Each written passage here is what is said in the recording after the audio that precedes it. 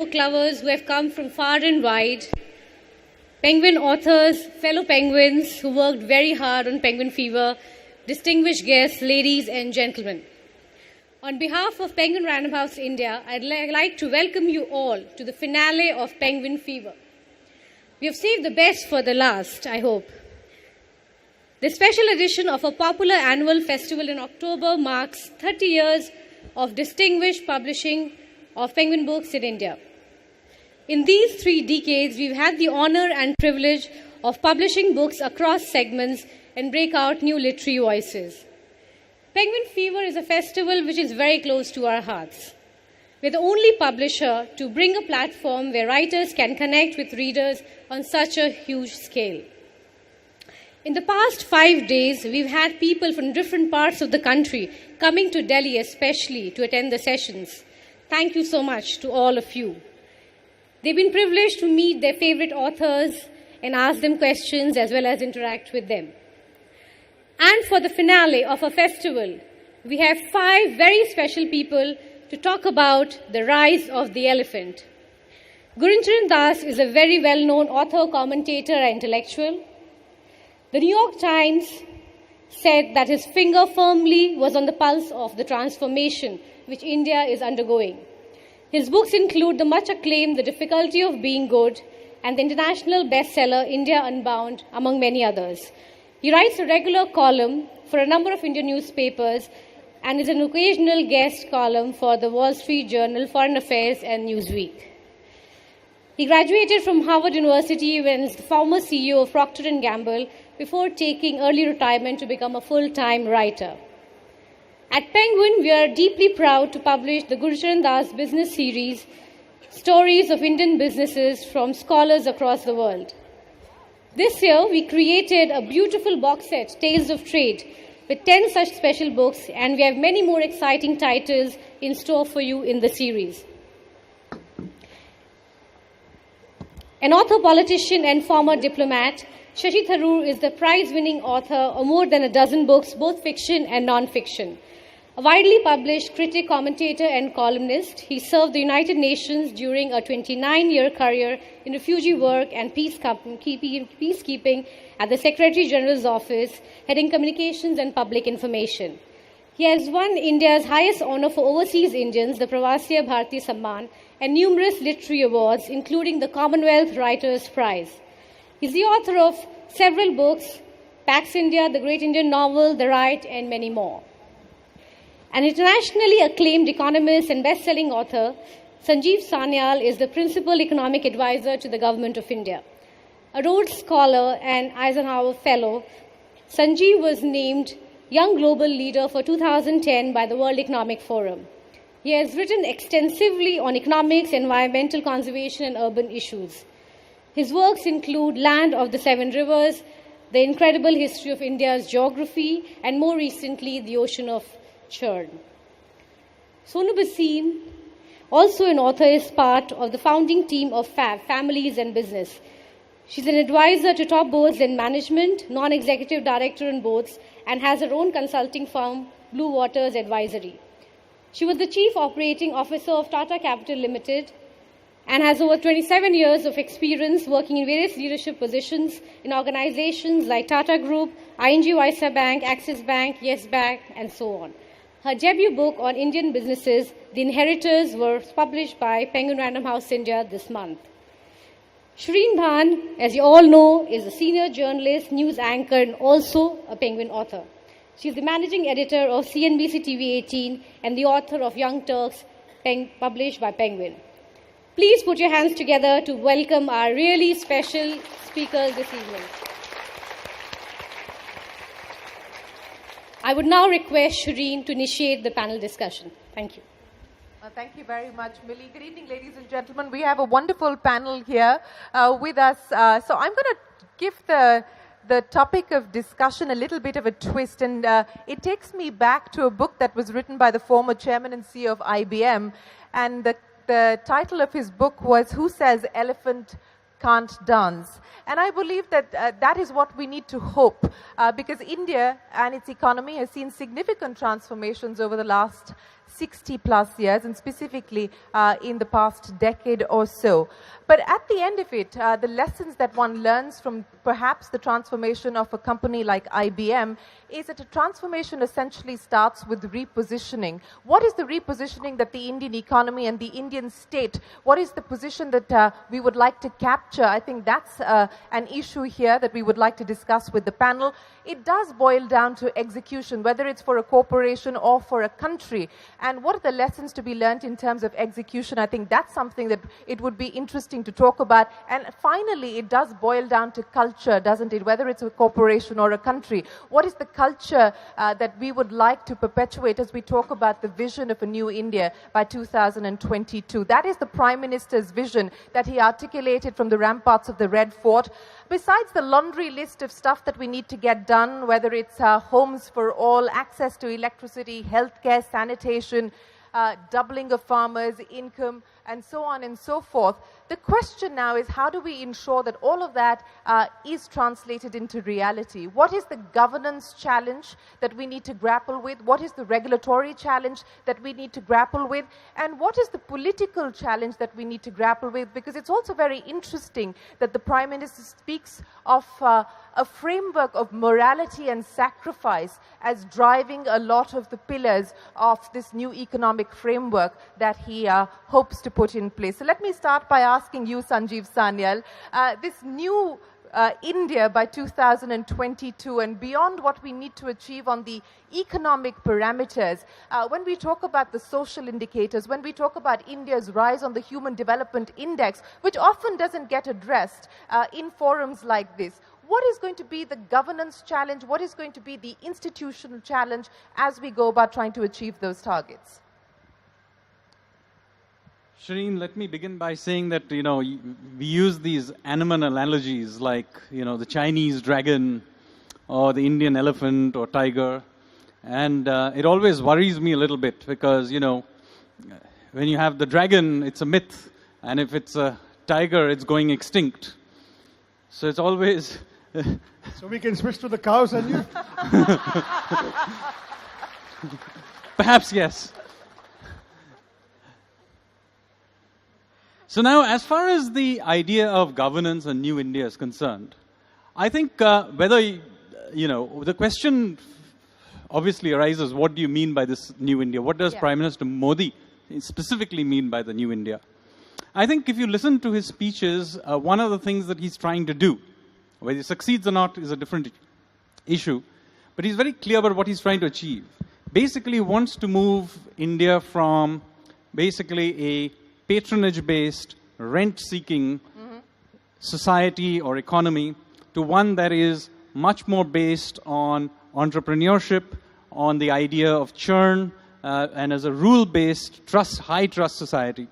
So if you look at the kinds of reforms that have been done over the last couple of years, there is a pattern in the kind of things he's doing. So, for example, let's take one of the reforms that came up fairly early on, and has been, in fact, a great success, although not talked about so much, which is bankruptcy and insolvency. Yeah. Why do you want why of all the 1,000 reforms you want to do, why would you want to do bankruptcy or insolvency as one of the major reforms? The reason for that is, if you want an entrepreneurial society, and you likes to use the word manthan very often, which means churn. If you want a society which is based on churn, then you need exit as much as you need entry. So of all the things that, therefore, this government was very concerned about was, if you want this kind of a society, you need an exit. So bankruptcy and insolvency. Right. Now, then it fits together how, for example, we've just done the bank recapitalization. Why did we go about it in that particular way than any other way? If you remember... By the way, what way is it? Because we're still awaiting details on what way you intend to take the recapitalization forward. Let me explain the theory then, at least, so that maybe it'll make some sense. See, if you went back a year ago, you see, this fact that the banks had an NPA problem is not a new problem. No, it's been known for some time. Raghu had also thought about it, and so on. And so, when the beginning of this year, the thinking was, let's create a bad bank, take all this bad stuff and stick it into that bad bank. At least the banks will be freed up of all of this. as a natural process, it will also get recapitalized because you put the stuff in the bad bank. Some money will go into the banks, and the banks could get back to the business of lending. However, we opted to take a very different approach to this, which is that instead of creating the bad bank, we decided that, look, we need to create a culture change. So if you just give the money back to the banks, they'll go back to doing what they were doing before. Yeah. And meanwhile, all this bad assets would end up in this warehouse called the bad bank and would fester there forever, like with the BIFR. So instead, we leave the bad stuff with the banks and force them to recognize that there is a problem and additionally to provide for them and meet all the various regulatory requirements. Now, when you do that, it's very painful, by the way, for the banks. But we took the pain and then used a brand new NCLT bankruptcy process to force through some of these things to getting resolved, liquidated if necessary. And having now established a new culture where simply evergreening bad stuff from the past is not an option, once we were satisfied that this was, well, at least some degree set in, then, just last few days ago, we decided to recapitalize them with this 2.1 lakh crore infusion. But even there, notice how we went about it. What we have basically done is recognize what was the central problem. The central problem is not that the banks don't have cash. They've in fact got excessive amounts of cash. In fact, the central bank is having to mop it up. So why isn't it that they're lending? The reason they're not lending is that the capital requirements of the banks are not being met. So if you don't meet the capital requirements, you can have all the cash in the world, we can't lend. So what we are doing in this capitalization is creating something called recapitalization bonds. So basically what you do is that the government uses this recap bonds, takes part of the excess cash out, and sticks it back in the banks to recapitalize them. Now this capital that you create allows the banks to leverage for the rest of the money that they have and lend out. So as a matter of, so we could have done this right in the beginning, but we didn't because of the new India, idea of a new India that I just said, a rule-based society where you've done a culture change and shifted away from the rent-seeking behavior to an entrepreneurial behavior.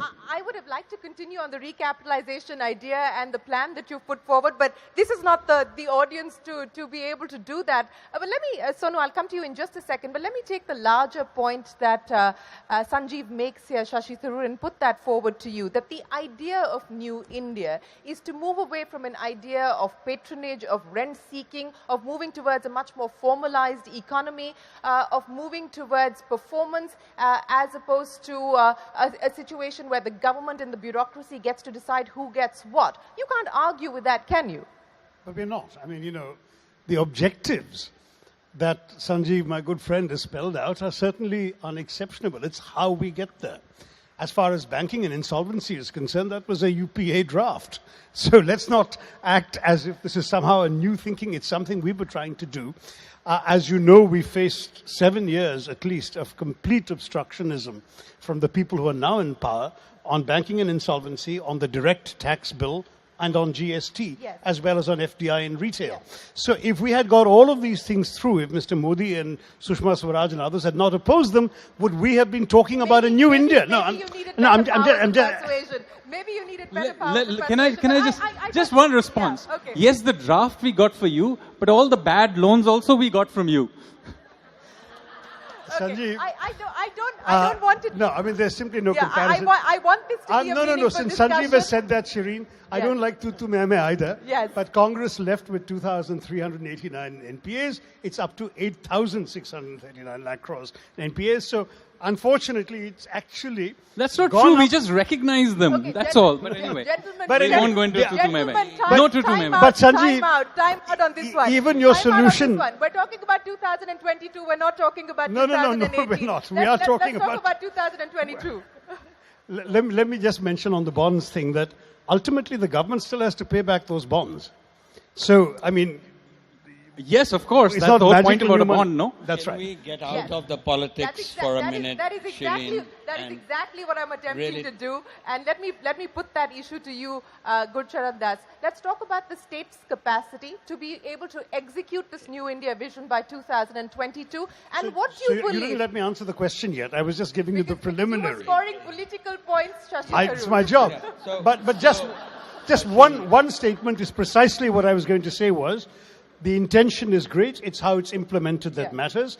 We believe GST was a great idea that's been colossally botched up, Yes. for example. And you can't sort of shift from driving on the left of the road to the right of the road gradually. You have to have a comprehensive vision and go for it. What we're seeing right now is shambolic, and that's our problem. Okay, Gurcharan Das.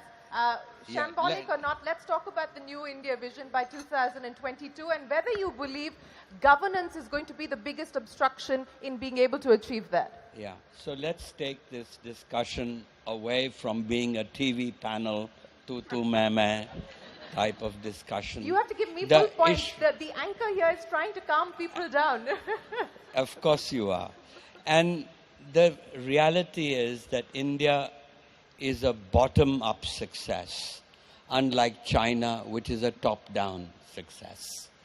And so India's rise is almost, whereas China's rise is because of the state which built this amazing infrastructure, India's rise is almost despite the state.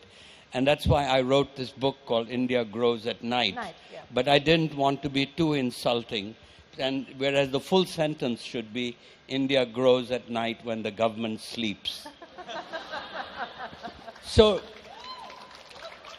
really the issue is absolutely right. The issue, we keep talking every night on television about accountability. But the real issue is state capacity. Even this GST, which is a fine idea, has got botched up because of very poor state capacity. Okay. The reason why people were excited about Modi was because we thought that here was a guy who could really do what Margaret Thatcher did, which was actually to reform the state. And why was the state was created? Because of governance. So the most important reform we need really is the reform of the administration, the police, and the judiciary. Why should it take 15 years to get justice in the courts? Why should a civil servant who works 1 hour a day and a civil servant who works 12 hours a day get paid exactly the same and get promoted on exactly the same day?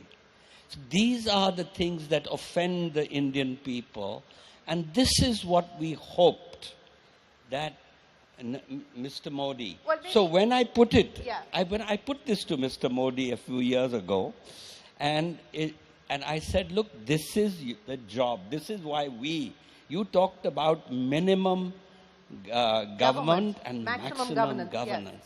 And I said, we bought that message. So when are you going to do it? He said, when you're going to be around for 10 years, you don't do these kind of things in your first year. You wait, and even Margaret Thatcher, he quoted, did it in her second term. So if there's an agenda now for our country, the most important economic reform really is the reform of the state. And just like as China will not become a developed country until it fixes its politics, India will not become a developed. We'll both become good middle-income countries, but we won't become developed until we fix governance. Until we fix governance, we're not going to be able to achieve the goal of becoming a developed economy by 2022, which is our aspiration, Sonu. But on the larger issue that Gurcharan raised here, and that was the promise with which this government came to office, and I'm not just talking about this government, but we're talking about India's future in the context of what we aspire to do. the role of the state. What do we mean when we say minimum government and maximum governance? What does that really mean? And especially in areas like healthcare and education, can we really have unfettered free markets? Okay. So before I answer that question specifically, let me just tell you, when we talk of New India, for me it is also important to understand what was the old India. And for me, the three standout points for old India was that it's large and complex. There's a very wide difference of socio-economic factors. And third, that there was no equal opportunity for ambition.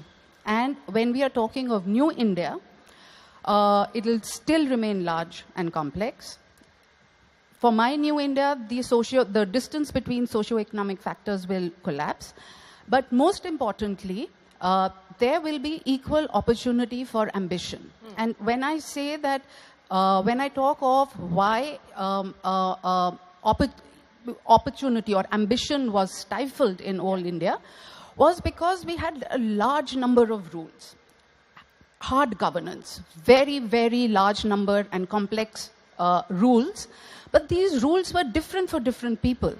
And therefore, if you were able to interpret the rules in your favor, you did well. And third, the nature of the economy was a brick and mortar. The new governance or the new economy, for me, the buzzword is digital. Digital is going to ensure that governance can take place with minimum government, right? The rules may not change. The rules may remain complex. But there will be transparency. There will be transparency. And the economy, when it moves away from brick and mortar to digital, it does give equal opportunity to people. And therefore, services like healthcare, education, why do we need to depend on brick and mortar delivery? Digital is going to allow these services to reach out to the larger people, and therefore the governance that is required is really building the framework and monitoring through digital people who kind of just move away from that framework. So for me, I don't need to create large distribution. I don't need to create large manufacturing in order to do well in New India. Well, are you sure about that? I mean, do we not need to focus on manufacturing? No, I'll tell you. I'll tell you why. Especially when we have a jobs problem to deal with. Yeah. So, see, earlier, if I were a small manufacturer who's making handmade chocolates at home, I could never go national because I would need to appoint distributors who would need to take my product to the length and breadth of the country. And for me, I would have to have a large-scale operation. Yeah. Today, I don't need that. Today, I make chocolates at home. Yeah. I sign up with Amazon. I sign up with Flipkart. I can actually make good quality chocolates at home and grow the business as much as I want to, and still be able to deliver in Delhi as well as in Agartala or in Derabassi or in Paidiparo. Okay, so the point that you're making there is on entrepreneurship and aspiration. But Sanjeev Sanyal, let me come to you now because we're talking about the future. Manufacturing, the way that the Make in India program was launched and the target that we've set for ourselves of 25% of GDP by 2022, which at this point in time looks like a far cry from where we are. How do we address the manufacturing challenge and how do we link that to the job challenge? Because if India is going to aspire to create high-skilled jobs, we do have a problem at being able to create the number of jobs that we need to create to be able to capture the demographic dividend and the demographic advantage that we keep talking about. So what is the manufacturing strategy really going to be as India looks to the future? So let me just respond to something that Gurcharan just said earlier. He mentioned that the Indian economy grows when the government is asleep. And then he said there should be an income disparity between the civil servant who works 1 hour and the one who works 12 hours. So I'm assuming the one who works 1 hour should be paid more. So anyway, to come to your a question about manufacturing. Now, this is actually a very serious issue. Yeah. Because you see, we have actually seen now some 20 odd years of reasonably good growth through, governments by various governments. But the growth has been very heavily skewed towards services. Services, yes. Now, services has proved to have one major problem, and which is the following. You see, our economy is such that only 13% of the economy is agriculture, but it uses up more than 45% of the jobs it produces. Services, on the other hand, does more than 2/3 of the economy, but produces only 1/4 of the jobs. So what has happened is that the manufacturing and construction sector is the sector which can both has the potential of generating growth, and it takes its load on jobs. Services generates growth, but not jobs. So this is the reason why all governments, including the previous government, thought about manufacturing and construction as being a serious sector. Now, there is a serious problem with this now, in that we cannot just think about doing this the way, say, the East Asian countries did it, because we are simultaneously going through enormous technological shifts, which mean that whether it's robotics, or it is automation and all of this kind of thing, will mean that we will have to do this in a very different environment than would have if we had attempted this over the last 40 years. So when you talk about needing to do it in a very different environment, what is the policy imperative that this sets up for us? Because if we cannot do what China did, because A, we don't have the capacity to be able to do what China did and create low-cost economies of scale. So what is it that we need to do differently, and what will drive the policy imperative? Absolutely. So the thing is here is that we have to begin to think about our internal market much, much more seriously. So that is one. Secondly, one major source of growth, whether it's even in East Asia, was not manufacturing, but a secondary sector is actually construction. And it's not as if, you see, people think you create infrastructure and you therefore enable growth. In fact, the creation of the infrastructure is a large part of the growth itself. So a very big area has got to be urbanization. We've got to think about creating much more infrastructure. We are one of the few countries in the world which can actually genuinely build brand new infrastructure in the scales. It happens to be that we may be here where the advantage of this point in history is capital is likely to be cheap for a whole generation, because China will keep pumping out capital for a long time to come. So while the disadvantage is that we will be doing in this peculiar period with automation and so on the other hand, we are likely to do it for a prolonged period of cheap capital. So we have to utilize the availability of cheap capital on one hand, but at the same time, when we are manufacturing and getting into this new area, try to do it in a way that we do not lock ourselves into technologies that are already rapidly becoming outdated. Okay, I want to pick up on a couple of the points that you made, and I'll come to both Mr. Das as well as Shashi Tharoor. But for all of you who are here, the embargo is now lifted, so I can inform you that we're up 30 places on the World Bank Ease of Doing Business report. India, for the first time, has now come into the top 100. So that's good news there. As far as India and the Indian economy is concerned, where we've jumped 30 places on the Ease of Doing Business report, which has just been released by the World Bank.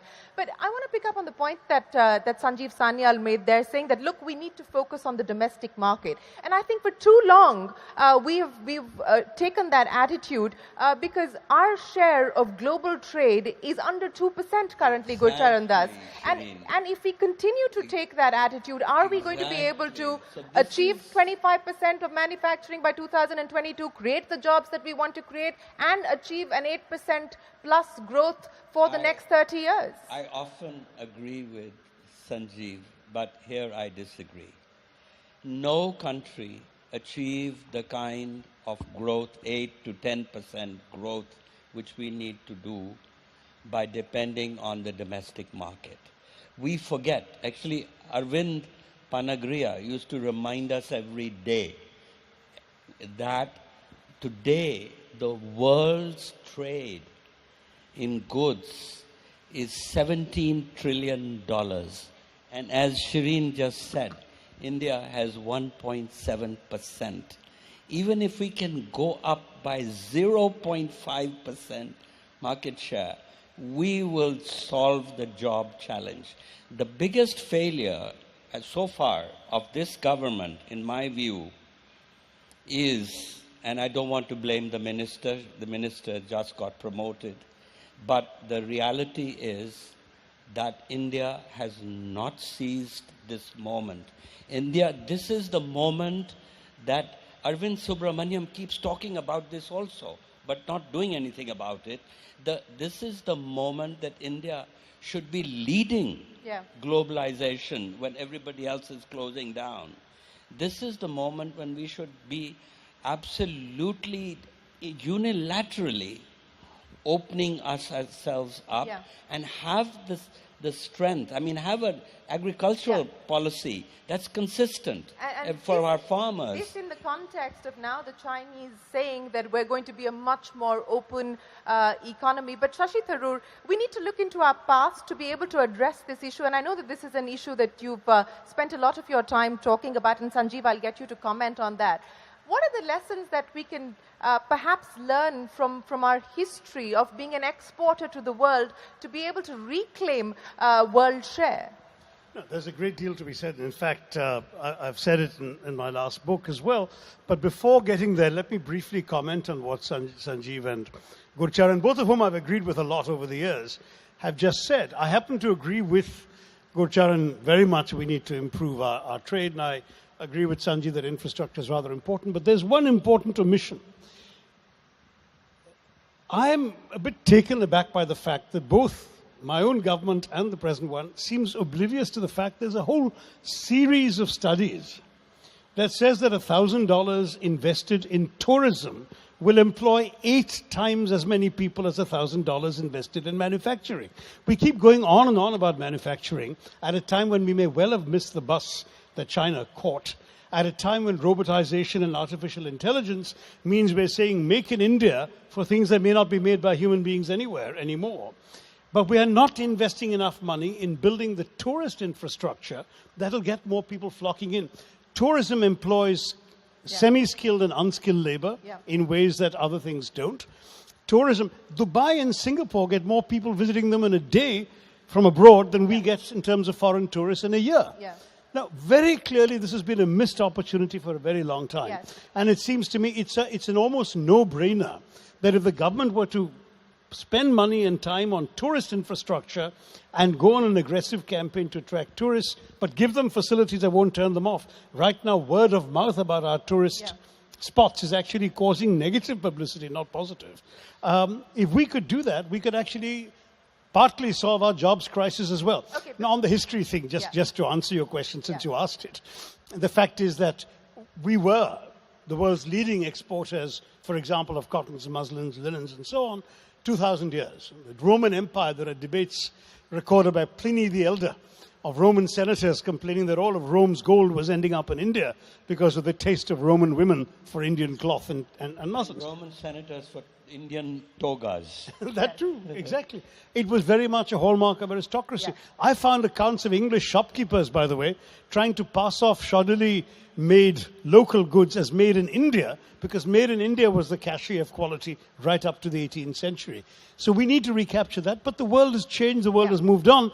And though the lesson may be that we thrived in an era of free trade, and particularly in exporting things that our people made better and cheaper than anybody else, we have to look at today's reality where that better and cheaper option may not be available for a whole range of goods anymore, as it was available before the British wrecked our export market.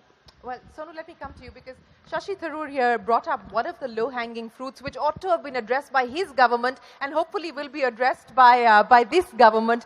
Tourism, of course, is one of those things that we've often spoken about, and many reports have been done on what it could do in terms of foreign exchange earnings and job creation and so on and so forth. In terms of low-hanging fruit and missed opportunity, what do you believe, is ripe for the picking, so to speak, at this point in time, in terms of the unfinished reform agenda that you would like to see? So, Shirin, again, when if I knew what were those low-hanging fruits, I guess I would make a lot of money because I would go and buy those stocks. But let me give you an example when we are talking of manufacturing and exports. When we were in the 90s and India was supposed to be a superpower by 2000 and 2010, we were just young managers. We had no clue how India could become a superpower. Then Y2K happened. And suddenly, India's position in the world changed. India became an exporter of IT services, right? And we rode that wave for 10 years. Today, again, we are asking ourselves the questions, where are we going to create the jobs? What are we going to export? What is going to be that one factor, service, manufacturing, whatever, that is going to do another Y2K? Frankly, I don't have the answer. There are a lot of low-hanging fruits that are there, but India will need to identify, and Y2K, I think, happened by, I don't know whether we planned for it, but the way that India is going, and we are looking at digital delivery of products and services, to my mind, that will have to do something around the digital economy. The lowest hanging fruit, in my view, actually, is something that will, if Mr. Modi can realize his vision of housing for all by 2022, even if he realizes half of that vision, in every country, but especially in India, the largest creator of jobs is housing, houses. And the deficit of India is one of the largest. And there are, I mean, in this case, I'm often critical of this government, but in this case, they have created 8 PPP models for housing. And if we just pursue that single-mindedly, that will be, that along with tourism, will be a very major low-hanging fruit that we can harvest. You spoke about housing for all. Unfortunately, this is one indicator on the World Bank's ease of doing business where we actually haven't, we haven't done as well as we were hoping. Construction permits has only gone up very marginally, but there is scope for improvement. But I want to take this conversation forward, Sanjeev, and talk to you about, and we obsess about GDP growing at 8%, 8.5%, or 5.7%, or whatever the case may be. But the fact of the matter is we don't spend enough time talking about the quality of growth. And I think it is imperative that we now have a plan on how we intend to attack the problems of literacy, how we intend to attack the challenge of including more women in the workforce, where we've seen a decline both in urban areas as well as rural areas. What do we do about things like malnourishment, stunting? I think the quality of growth and the policy imperatives, the policy prescription that you would like to take forward to be able to ensure that we do better on the Human Development Index. So they're all linked, by the way, to this question. But let me just quickly respond. I agree totally with Shashi. I mean, tourism is an area where a lot of quick returns are available. It's much better done at the state level, but nevertheless, I think even if this central government takes the effort, identifies a few sort of destinations and helps develop them, that would be fantastic. One of the very simple things that needs to be done is actually Swachh Bharat. One of the biggest problems with Indian destinations is simply that they are dirty. I mean, our ancestors have left us some wonderful, lovely places, but they're just a mess. Taj may be beautiful, but Agra, the city, is hardly a great experience for people. So I think I totally agree that tourism is an area. Also agree on housing as being an area that we need to focus on. We are actually working on a new national urban policy.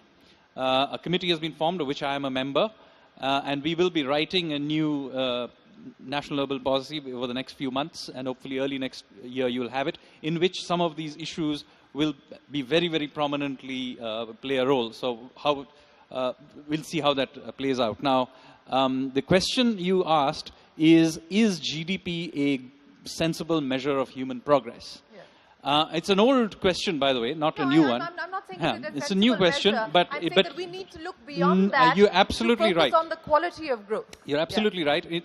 Incidentally, I have maybe about a decade ago written extensively on the whole issue of recalculating GDP, green GDP, taking both environmental and social issues into account. And by the way, when you do that, the numbers can be very, very different, by the way. Yeah.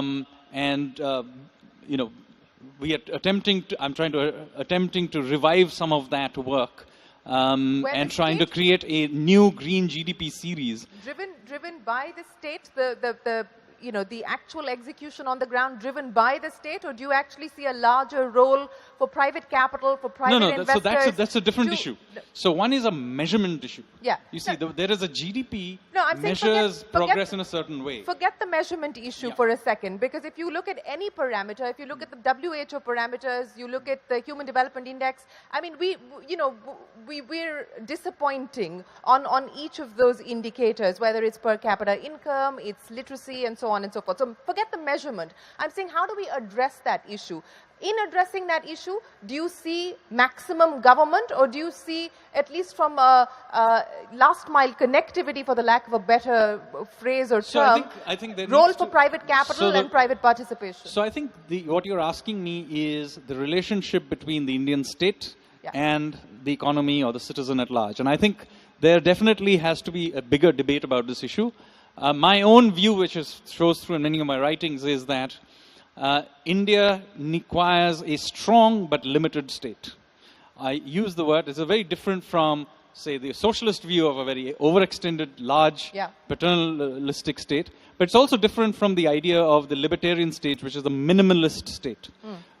My idea would be a strong but limited state. What do I mean by that? I.e., for those things that the government should be doing, and there are quite a few that the government should be doing, the government should get on and really put in a lot of effort, have resources. In those things that it should not be doing, like running airlines, for example, it should just get out. Yeah. So get out of running businesses, essentially. Yes, in many other things that it gets in the way, but there are things that the state should be doing. Mr. Modi said in his election campaign in 2014 that the government has no business to be in business. But he hasn't exactly got out of any business yet. Well, they're hoping. They're hoping, and they're moving forward. It's been almost slow. 4 years, Shireen. It's been slow, I mean, ease of doing business. Mr. Modi said that within 2 years, we will be in the first 50. We're today celebrating that after 4 years, we're at number 100. That's unfair. That's unfair, No, but Shashi these Tharoor. are quotes. Listen, Shashi, you set us a very stiff target. That's the problem. We're up 30 places. It's the best we've ever We're done. 100th in the world. It's the best. We're 100th out of 150 Yeah, but we countries. were 142, we were 130, today we're 100. So let me say one thing, Shashi, that the World Bank head who came to India, who is in charge of the Ease of Doing Business report, said something devastating about your government.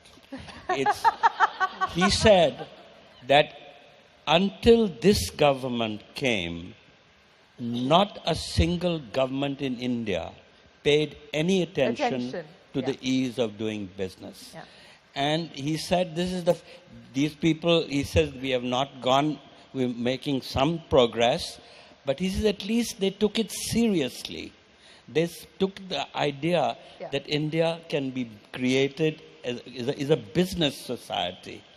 And I mean, the fact is that those here who've read my Penguin books, India from Midnight to the Millennium and The Elephant, the Tiger and the Cell Phone, know that I was just as scathing about the governments of the past and where they've led us to in this area. So I don't disagree with that. But the fact is, when the Prime Minister of India announces a target and fails spectacularly to underperform 4 years later, it's worth pointing out, surely, before we start celebrating too much something. So let me say, I'm glad that Shashi holds our government to a higher standard than his own. Touché, well done.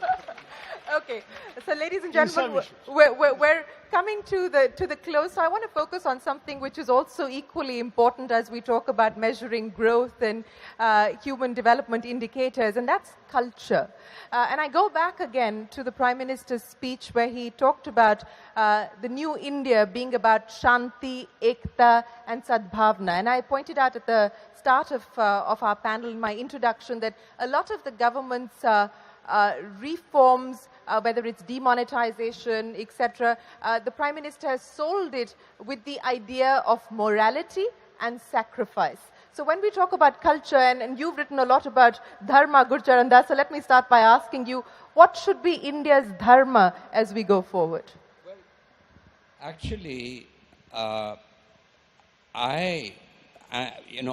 idea of Swachh Bharat, which has been mentioned by both panelists here, to me, if we can make some difference there, it will not only help tourism, but it will help mental hygiene also of the country.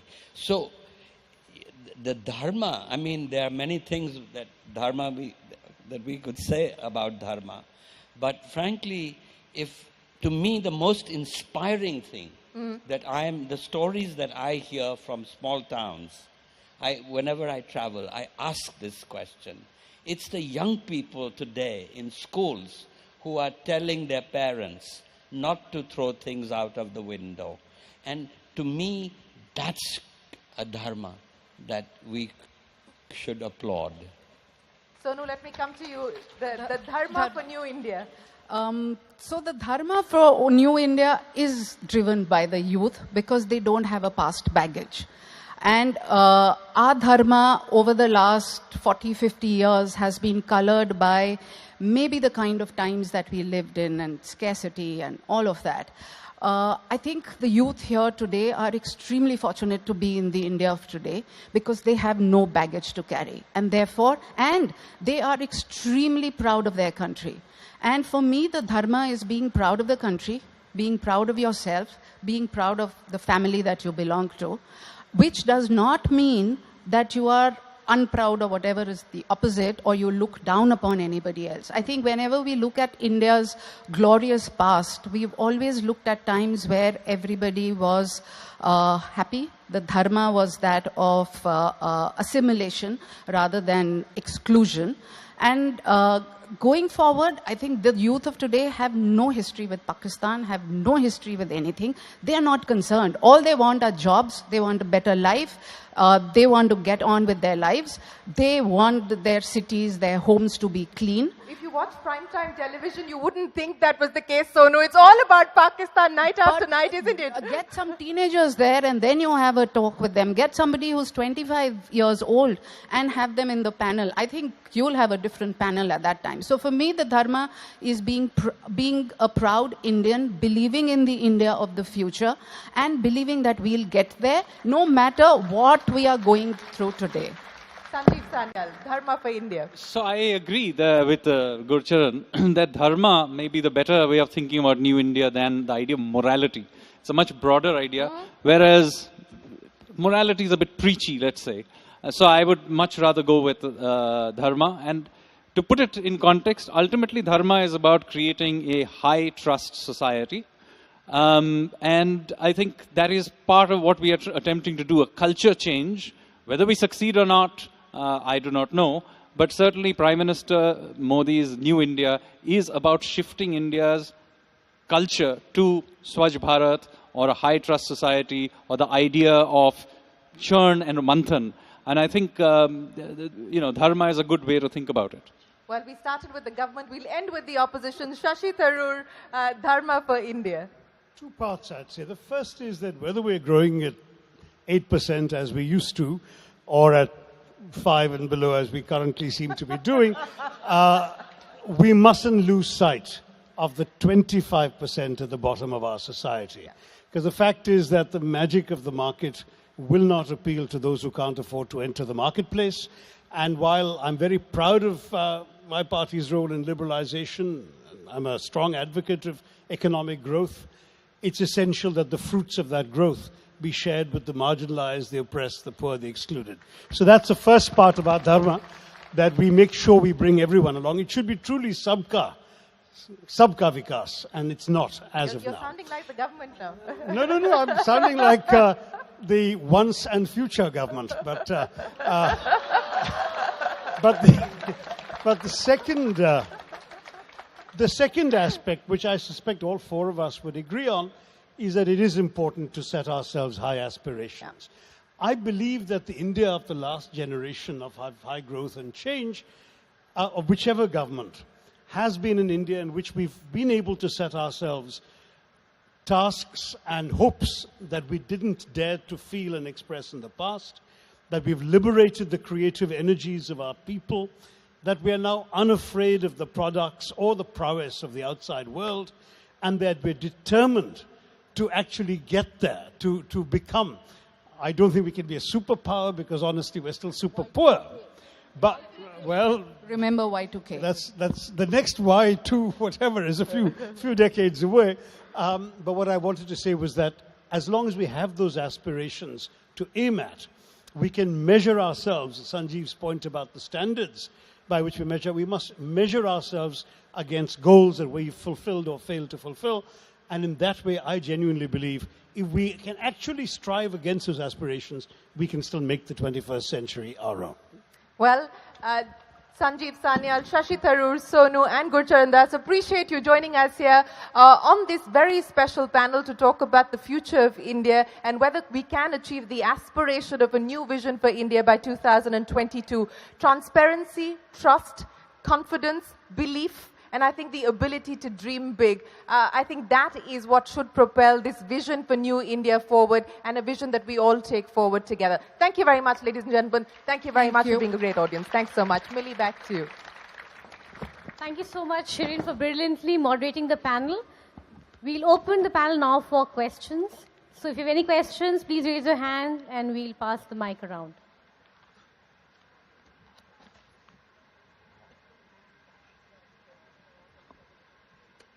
To the front.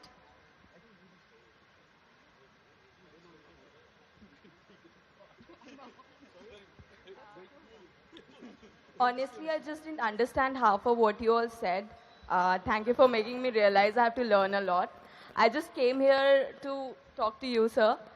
I just have one question, honestly. Why do you write? Just why do you write? To be read. No, I believe I have something to say, and I, enjoy saying it and finding an audience of people who seem to want to read it. Now, clearly, your question implies you're not one of those who likes to read what I've written. But okay, no, I mean, the thing is, honestly, one writes because one has something to say, and through writing, you reach a much larger audience. I mean, I don't know Sonu well enough, but the others have all written, and we all have much the same motive. We want to get some ideas across. There we are. Yes. Good for you. So all of us are writing because we have ideas we want to express and share to the world. And in my case, I've tried various forms. In my 16 books, I've written fiction, because fiction, like that famous beer commercial, reaches parts that other kinds of writing don't reach. And I've also tried non-fiction. I've tried not to mix the two up, as some people in our government prefer to do.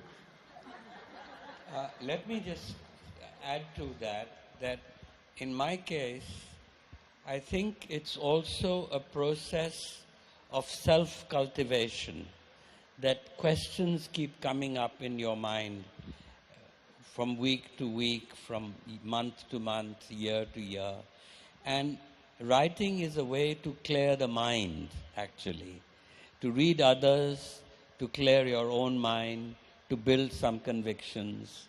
And that's why I write. I used to say it much less politely. I'd say it's a way of scratching at an itch inside you. But I think clearing the mind sounds much more civilized. To the gentleman in white, please. Please pass the microphone.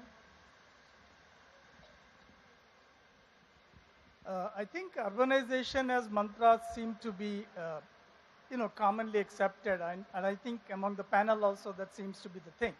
We've seen Mumbai, Chennai, and Hyderabad, and Bangalore, including pothole deaths and whatnot. So if the mantra is okay, but where is the model wrong, and does India have to do this differently? Or at least shift from the present paradigm of the urbanization, the way that we are thinking and doing and planning. No planning as such, actually. Sanjeev is the man who... Well, let me clarify that urbanization is happening, whether you like it or not. You visit any village in any part of the country, and I travel quite extensively, I have almost rarely found any farmer's child who wants to continue farming. So this process is going to happen. It's nothing unique to us. It's happened in every country at a certain point in development. They urbanize. Now the question is therefore not about whether or not it will urbanize. The question is how we will go about it. And as it has happened, the urbanization that we have done has been a very peculiar kind. In fact, since independence, we have failed to create a single successful case of urbanization. Our major cities today are still essentially the cities the British left us, the urban cores. They've expanded around them, whether it's Bangalore, Mumbai, Delhi or whatever. Chandigarh, I'm sorry, has not been a great example of urbanization. In fact, I often talk about it as a great example of a subsidy scheme for civil servants. It's not a city at all. It uses an enormous amount of land to house a tiny group of people. And frankly, it is a model that cannot be scaled up. To the extent Chandigarh works at all, it happens because of Mohali, which is not a part of the plan. So, sadly, we have not created great models of growth. And I think part of the reason is that after independence, we began to think about cities as some sort of a machine for living, which is what Le Corbusier used to call cities, by the way. And the ghost of Le Corbusier, who, by the way, is not thought of being a great city planner anywhere outside of India. I mean, in France, he's thought to be a total disaster. And in many other places, in Switzerland and so on. So I think we need a new way of thinking about cities. And that way of thinking about cities will require us to go back a little bit, maybe even past the British, to an earlier era of urban thinking, and think about cities in a much more Indian way. So Indian cities tend to be much more organic. They tend to be much denser. They fit much better to the way we live. You know, when you talk about ideal cities today, they'll always come out with words like density, mixed use, common spaces for public spaces that are commonly used, and so on. If you use all these commonly used words, you'll see it in urbanization, urban literature. And then you say, which city in India accords with this the best?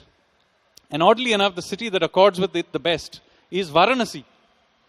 Think of a city that is organically evolving, is completely mixed use of all kinds. The ghats of Varanasi, by the way, are the most open public space you could possibly see in anywhere in India. And the point of the matter is, and it of course fits with, our culture, our way of living and so on. So I would say, ironically, it's not about creating another Chandigarh, but about figuring out what makes Varanasi work. In fact, one of the interesting things here, whenever we talk to people, they say, Indians used to have great cities in the past, and they'll talk about Harappa. The latest research suggests, by the way, that Varanasi is just as old, and it has survived all this while, 6,000 years. There must be something about Varanasi that works. So, when you go to Varanasi, learn about one thing. It's a problem if you try driving around those cities. If you try to walk around Varanasi, it works perfectly well. So, it's about managing Varanasi better, not about creating another Chandigarh. So, our model can't be a place where people go to die. Yes, they go to die there because it's also the place where you live. In our philosophy, by the way, life and death are interconnected. We believe in reincarnation. We believe in reincarnation. But jokes apart, you got 7 greenfield cities on the Delhi-Mumbai industrial corridor. There's your chance to demonstrate. Absolutely. How to So do we need to think this through. The way, unfortunately, these cities are being built, whether it was under your government or now, our thinking has been totally dominated by this very mechanical, Corbusierian view of how to build cities. Whereas what we need to do is to go back to building much more organic cities, much more mix and match between where people live, where they Have work. you looked at Amravati's planning? So, yeah, so there has been some debate about Amravati's planning. My personal view is that is not the way to go about it. I would much prefer a much more organic, evolutionary way of thinking about cities, not separating where people live and work, And yes, different uses. and get rid of our bias against height. Absolutely, In a density. in a country which is short of space with lots of people, we should be going upwards instead of going. The Lutyens Delhi is the worst example. So I would say, But in a country where electricity breaks down as often as it does, including in Lutyens Delhi, and you so know, you can't afford to be stuck on the 38th floor. or whatever. look at you, IIT Delhi. Look at the amount of space. JNU, look at the space that's wasted. So in fact, these universities should be up in towers. not just that. You around see, they where should people integrate work. with the city. So just They're to up give in it, ivory towers already. no, you should integrate with the city as well. So, you know, the way universities used to be built, I went to, and he also went to colleges, were perfectly good colleges built on 10, 15 acres of land. Why do we need 300, 400 acres of land far away from the city? The human capital agglomeration happens in the middle of the city. New institutes should be built in the middle of the city. Go anywhere in the world, the cities have great universities inside them, not 500 acres far away from the city. So what I'm trying to say is, the idea is to integrate and mix and match all these things to build a much more organic city. Thank you, Sanjeev. We'll take the next question now from the gentleman on the right. Yeah, Mr. Das. Today we had a world report about ease of doing business. It's improved from 130 to 100. So is it because of demonetization and GST, or what is the reason? No, it's not because of demonetization or GST. Actually, this report is less important than the report that came out a few months ago, which was written by IDFC and Niti Aayog, which was a report done with customers, with people who work. The World Bank terminology, they just use Bombay and Delhi and accountants and lawyers to do this ranking. So it's not as useful. And if you actually if you look at both these reports, you learn a lot more. Actually, in fact, there has been significant progress in many areas, such as starting a business. The failure, again, is this failure of our bureaucracy. They have not communicated these achievements to the entrepreneur. For example, 2/3 of our states now have a single window clearance. But people don't know. Entrepreneurs don't know that there's a single window clearance. Now, that is what, I mean, that's why I mean governance, to me, the reform of the state precedes all other reforms. But we should still celebrate, even though Shashi is feeling a bit down on it, but we should still celebrate the fact that... In fact, when they measure the impact of GST, it will go down again. Yeah. I mean, it's been designed by bureaucrats for bureaucrats, the multiple forms and the multiple tax I think rates. he's right. Actually, we may go down next year because of the problems that we have created with demonetization and GST. So, I mean, I'll just also require, I mean, the fact that is that, we have gone from 130 to 100. So let's be clear, that's still at 100. And he's absolutely right that there was this thing, report that the government, along with IDFC, came out about the ease of doing business across states. And I think that's a very important report because you see, while this is a time series which we have improved on, we needed to create a baseline for that, which we have done this year. Now, hopefully, we will issue that, maybe not every year, but every few years, because it's quite a hard thing to do every year. But if we do it even every few years, the fact is now that we have a baseline, we will be able to measure ourselves much better on those parameters. And Sanjeev, I would add that if I were the Prime Minister of India, you can condense that IDFC Niti Aayog report with a one-pager on every state. If I were Mr. Modi, I'd pick up the phone and call every chief minister every day of every BJP ruled state. No. And There's something tell called him- federalism here. I don't think this is a good idea. No, the I point think- is to have it decentralized, and the idea was to have a format on which you can measure them from time to time. Yeah, but I think look- it would be way too prescriptive having this planning commission top-down approach. Not planning commission. If Mr. Modi promised us when we elected him in 2014, promised us jobs, promised us growth, vikas.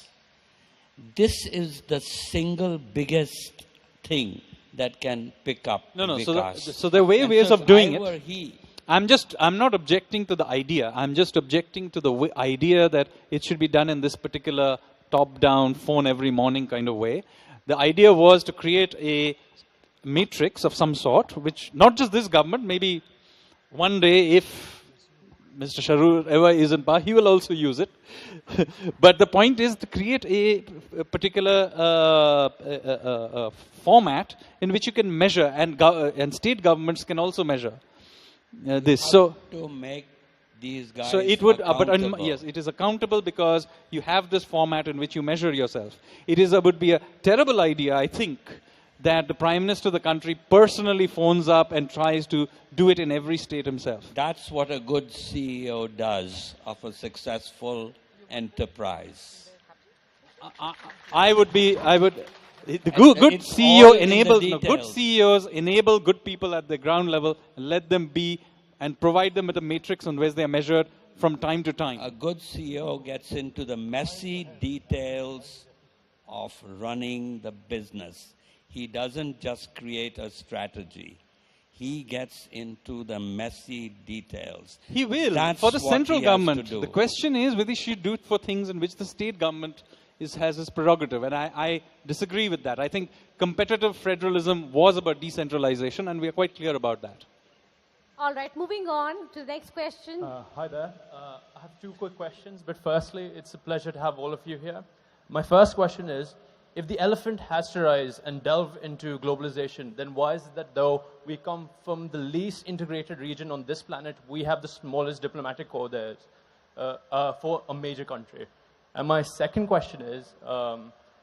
Tharoor, will you give me your autograph after this? With pleasure. Actually, on your first question, as you may already be aware, these are issues that I have raised for some time, and both aspects of your question are important. We do come from the least integrated sub-region in the world. South Asia is the least integrated. Our own trade with each other is something like a pathetic 2% of our collective GDPs, whereas most other regions have a minimum of 25%. ASEAN, I think, is even higher in terms of their trade amongst each other. So we are not integrated. Partly it's because we're bedeviled by politics. You know that Pakistan was definitely very obstructive in SARC. Partly there is an asymmetry within our region that we can't help. When we sit around a table with the other SARC members, we account for 70% of the collective population and 80% of the GDP. So whether we like it or not, we displace a certain amount of weight around the table. And let's face it, anywhere in the world, small countries don't like very big neighbors. There's a wonderful line by the Mexican statesman Porfirio Diaz, century ago, who said, you know, my poor country, so far from God and so close to the United States. You know, so many of our neighbors feel the same way about us. And that's also part of the problem. But fortunately, we're trying new experiments, for example, sub-regional things like the BBIN, Bangladesh, Bhutan, India, Nepal, which has it's not going to be easy. It's not smooth sailing or smooth riding, because right now the Bhutanese, who are becoming more and more democratic, have objected strongly to Indian and Bangladeshi vehicles being able to drive on their roads without a permit. And as a result, Bhutan is essentially pulling out of that particular agreement. So integration will not be easy, partly because of these asymmetries, but pushing it is extremely necessary. On the question of the diplomatic corps, this is not only an issue I have raised in my own writings, but the committee I chair in Parliament, the Standing Committee on External Affairs, has submitted an official report to Parliament decrying the fact that our foreign service is the same size as that of Singapore or New Zealand. It is an utter disgrace. We have about 800 IFS professionals.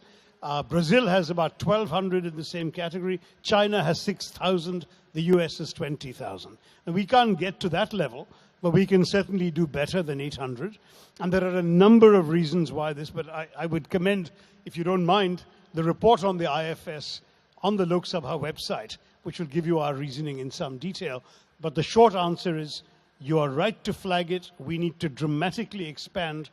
And the Foreign Service and the government's preferred way of merely increasing the intake each year doesn't solve the problem today. If you're recruiting extra people this year, they'll be ready in 10 years to do the things you need to be able to do now, for which you're short-staffed. I mean, honestly, disgracefully short-staffed in terms of India's challenges and responsibilities in the world today. To the lady here in the center. Hi. So my question is very simple. So don't you think that we take the definitions and the matrix for development and underdevelopment for granted mostly? So the new India and the developed India model that we think about or that we talk about is usually the American or the Western model of them being developed, right? So, and while imposing it, we usually end up oppressing the marginalized and the tribals that we hope to uplift. So don't you think that we fail at providing any agency to the people in defining these very definitions of developed and underdeveloped? Yeah, I disagree. So sorry. The way I think, and this was the point I was making, why China and India are not going to make it very easily, is ultimately governance. What makes a developed country from a less developed country is not money, not wealth. Those are outputs. The enabling condition. Why America is a great country is not because of McDonald's or Levi jeans, but because of governance, of predictability when you step outside your home, when you have a problem with your neighbor.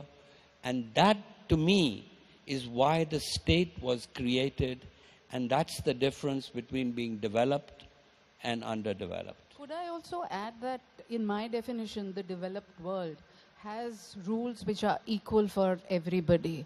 And, in India, when we talk of various parameters, the fact that the rules can be interpreted and be defined by different people to suit themselves, and it's kind of endorsed by the state,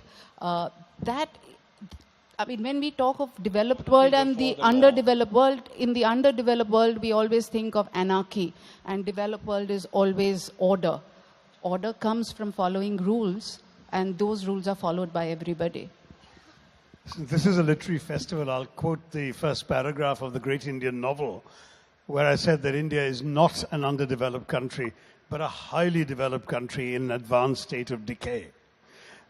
Now, that decay is what we're trying to fix, I guess. But look, there are various definitions. People will tell you the developed country is one where you can drink water right out of the tap. Okay? Or a developed country is one where the buildings are freshly painted every couple of years. Or a developed country is one where everyone has the same rights and feels the ability to exercise them. I take your point about agency as an important kind of definition. That in a developed country, as we would aspire for India to be, that everybody feels equally empowered, either vis-a-vis the state or vis-a-vis each other, vis-a-vis their own communities, and not being oppressed either by caste or class or gender or creed or any of those things. And there we have a long way to go. But I don't, at the same time, move away. As Gulshan said, there are a number of fundamental things we all need. Whether we're tribals or whether we're city-dwelling upper castes, some things need to work for us.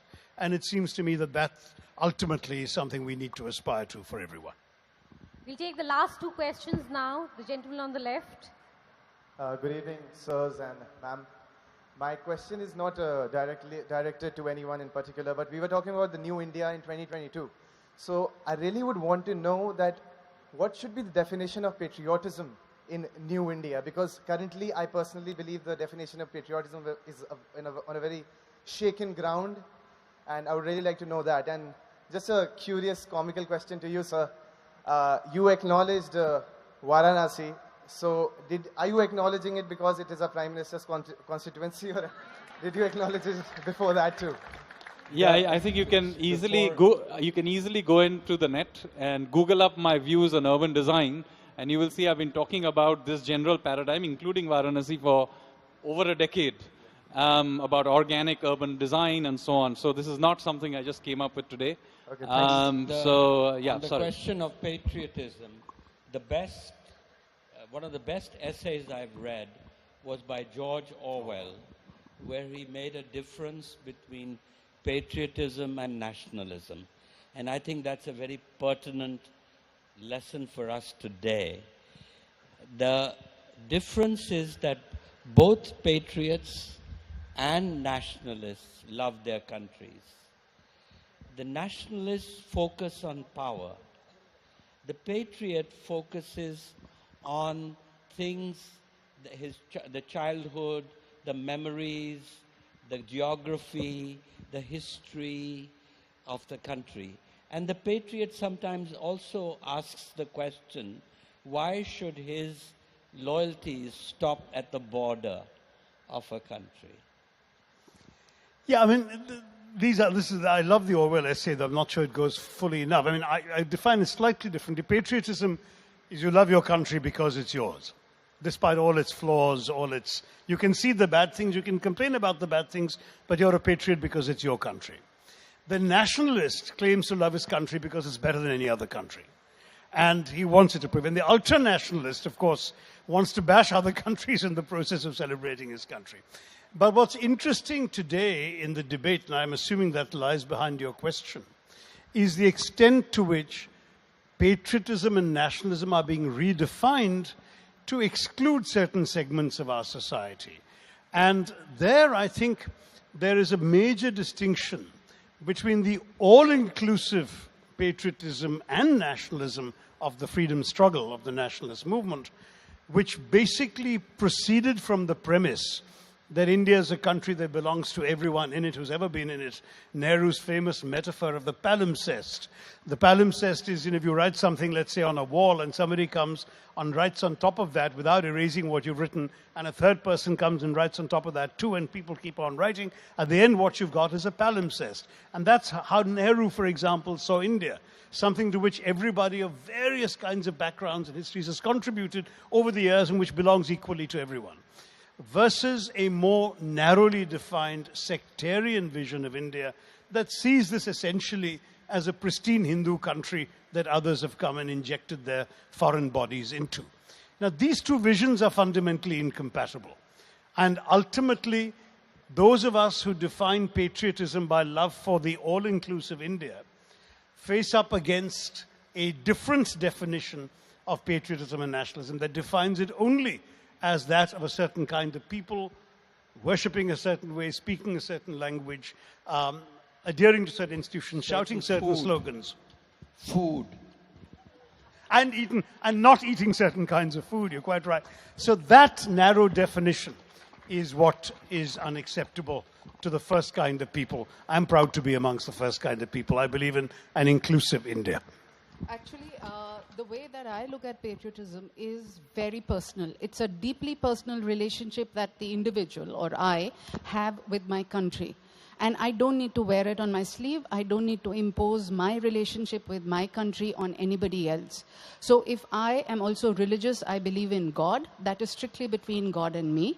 I don't have to impose it on anybody else. And similarly, patriotism is what I feel about my country. It could be good, it could be bad, it could be ugly. It's my country. I can feel anything about it.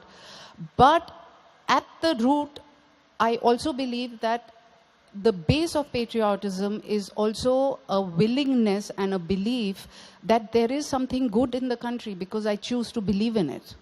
I don't know the difference, and it's a matter of debate between nationalism and patriotism and variety of other things. But to me, it's a very, very personal thing. And going forward, I think all the young India is deeply patriotic. People of our generation, I guess, we come together only when there's a cricket match with Pakistan, and then we are all very, very patriotic. But I find when I interact with the youth of today, that there is this deep sense of pride and a relationship with the country, which is not all good all the time. But they do have a relationship with the country. And at some level, they're also proud of it. And for me, that's patriotism. Thank you. So Yeah, let me say that I am at least glad that Shashi agreed that the national freedom movement was a national and wide movement and didn't just include one dynasty. But I would say that the thing is that national spirit is an important thing. The opposite of healthy nationalism is not just ultra-nationalism. It's also nihilism. And I think there is an important place for feeling a certain pride in one's culture, in one's, whether it's Swachh Bharat or cleaning up the place or in the history, and not being indifferent to it. Now, if one takes that to an extreme, certainly it is bad, but also to simply be indifferent to it, I think is also an issue that one needs to, so there is a balance between the two that needs to be struck. Well, we have time only for one last question from the lady on the left. So continuing the framework of organic development, the day the whole world it turns urban, every urbaner will have to become a farmer. So I'm from agriculture and rural development background. So my question is that we have talked about manufacturing and the low-hanging fruits, construction. What about food processing as an industry? What about decentralized food processing models, promoting those models, say through viability gap funding? Kevinters have done phenomenal work in West Bengal. A farmer's son does not want to do on-farm agriculture. What about alternate? Because your skill base is aligned with agriculture, it's easier to skill them in food processing. So how do we go about that? What is your stance on that?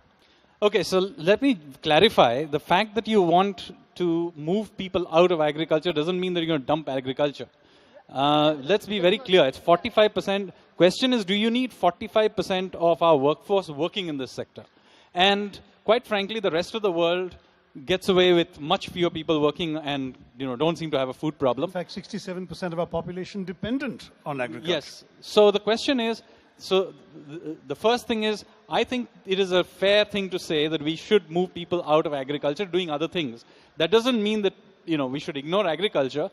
So, number one. Number two, you've got to understand that even rural India is changing very rapidly. It is not only about agriculture. There's all kinds of interesting ideas, things going on in rural India, incidentally, which increasingly, as hopefully an infrastructure is built, whether it's electricity supply, whether roads and highways get built out, hopefully we'll be able to do agri-business, for example. One of the reasons you can't do agri-business is it requires cold storage, for example. If you don't have electricity supply, the game is not even on.